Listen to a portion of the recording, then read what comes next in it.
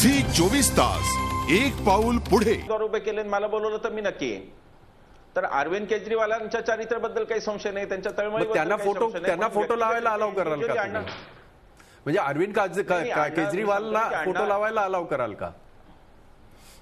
नाही, अण्णांनी हे सांगितलं की मी येऊन प्रचार करीन, मग फोटो लावायचं काय काम आहे? अण्णा तर जाऊन प्रचार पण करतील. नाही म्हणजे टोपी बदलण्याची शक्यता आहे. म्हणजे ते मी टोपी आहे ती परत टोपी घालण्याची मुद्दा असा आहे की अण्णांना सगळेच उमेदवार चारित्र्य संपन्न असतील याची खात्री नाहीये. बरोबर ना विश्वंभरजी? हा, एक्झॅक्टली हाच मुद्दा आहे. अगदी.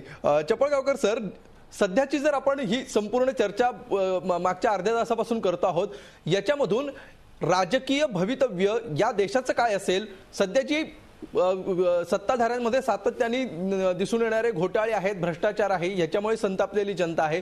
दुसरीकडे विरोधक सुद्धा सक्षम नाही आहेत, ही जनतेची खंत आहे. आणि ही स्पेस भरणं हे ऑब्व्हियसली कुठल्याही नवीन पक्षासाठी ती स्पेस कॅप्चर करण्यासाठीची ही संधी असू शकते. अशी संधी निर्माण करण्यासाठी किंवा ही संधी कॅप्चर करण्यासाठी सध्या काय घडायला लागेल, कुठल्या निकषांवर नवीन पक्ष यायला लागेल तर हा पक्ष सत्तेची स्वप्न बघू शकतो, किंवा सत्तेची जरी नसली तरी सुद्धा निदान जनतेची बाजू मांडण्यासाठी स्वतः काहीतरी हालचाल करण्याची तरी स्वप्न बघू शकतो? तुम्ही फार चांगला प्रश्न विचारलाय.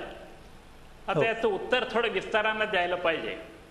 बिलकुल. एक तर लोकांच्या निवडणुकांचे ज्या राजकारण आहे त्यातली काही व्यावहारिक सत्य आपण लक्षात ठेवली पाहिजे. निवडणुकीच्या कायद्यात काही जरी म्हटलं असलं तरी आज निवडणुका प्रचंड खर्चिक आहेत आणि भ्रष्टाचारानं मिळवलेल्या पैशाच्या व्यतिरिक्त एखाद्या माणसाला निवडून येता येतं हे भाई जगतापांनी सांगितलेले असे अपवाद जो वगळले, तसे आहेत समाजामध्ये सुदैवाने, पण तसे अपवाद वगळले तर इतरांच्या बद्दल ते शक्य नाही. 10 कोटी रुपये जर एका लोकसभेच्या निवडणुकीला लागतात तर ते कोण्या मार्गाने येऊ शकतात ते मला एकदा सांगा. हा एक प्रश्न आहे. अगदी. दुसरा प्रश्न असा आहे की जर लोकांच्या समोर ॲब्स्ट्रॅक्ट गोष्टी आल्या तर ॲब्स्ट्रॅक्ट गोष्टी म्हणजे उदाहरणार्थ लोकपाल. आता लोकपाल आला तर जगातले सगळे प्रश्न ताबडतोब सुटणार आहेत असा एक भ्रम आपल्या देशात निर्माण केला गेला. अशा तऱ्हेच्या चळवळी करून होत नाही, लोकांना ते पटणार नाही.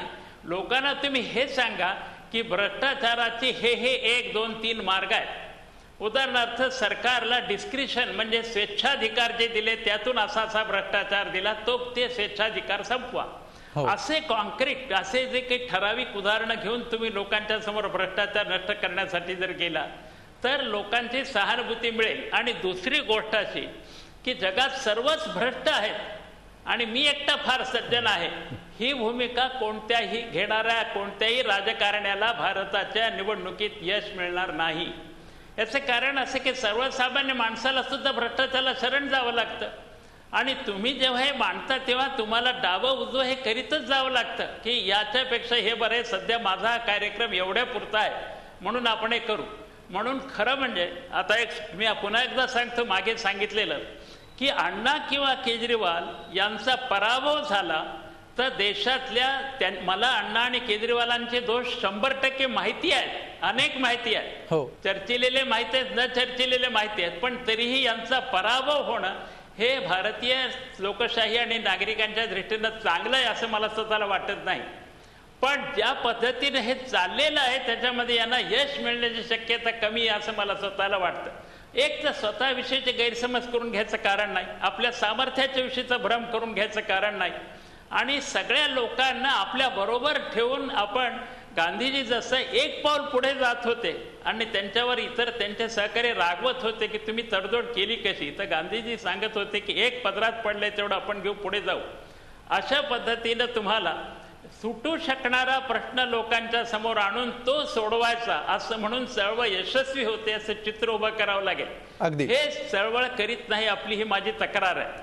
आणि दुसरी माझी तक्रार अशी आहे की सगळं जग आम्ही ताबडतोब बदलणार आहोत असा भ्रम लोकांना ठेवू नका. लोकांची जेव्हा निराशा होते तेव्हा ते लोकशाहीलाच मोठा धोका स्वतः निर्माण करतात. मग लोक ते म्हणतात की लोकशाहीनं काय होत नाही तर मग आपण दुसऱ्या शाह्या बघू, हुकुमशाहीकडे जाऊ.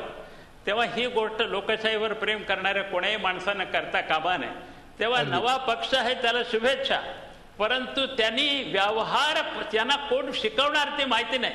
आता जे चळवळ आणि राजकारण सत्ता या दोन्हीमध्ये होते ते कुमार सप्तऋषींच्या सारखी माणसांचं हे काही ऐकणार नाही, ते मला माहिती आहे. पण यांना कोणीतरी सांगणारा भेटो आणि त्यामुळे हे सगळे व्यावहारिक विचार करून उद्या देशाचं आंदोलन पुढे नेऊन भ्रष्टाचाराच्या विरुद्ध अगदी माझं आशा वाटते. अगदी. आणि हा नेमका व्यवहारी भूमिका राजकारणामध्ये घ्यावी लागते. हा व्यवहार काय असेल हे आपण सप्तर्षींना विचारूया, कारण त्यांनी याचा अनुभव घेतलेला आहे. सप्तर्षी मगाचपासून खूण करताय. सप्तर्षी, मी येतो तुमच्याकडे. एका ब्रेकची वेळ झालेली आहे. ब्रेक नंतर ही चर्चा आपण सुरू ठेवूया. झी 24 तास, एक पाऊल पुढे.